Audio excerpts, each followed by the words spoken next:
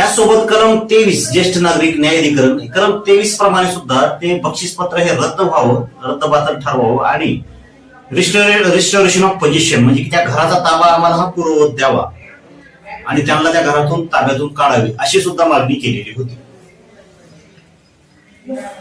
त्यानंतर मित्रांनो त्यांचं जे पिटिशन होतं ज्येष्ठ नागरिकांचं ते ज्येष्ठ नागरिक न्यायाधिकरणाने मंजूर केलं आणि मंजूर केल्यानंतर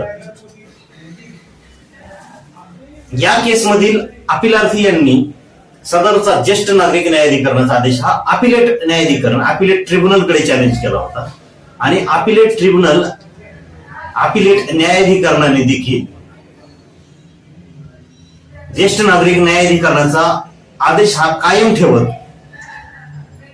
ज्येष्ठ नागरिक न्यायाधिकरणाने दिलेला आदेश हा योग्य आहे असा आदेश देऊन खालील कोर्टाचा निर्णय हा कायम ठेवला. त्यानंतर मित्रांनो सदरचं प्रकरण हे रिट पिटिशन मध्ये गेलं, म्हणजेच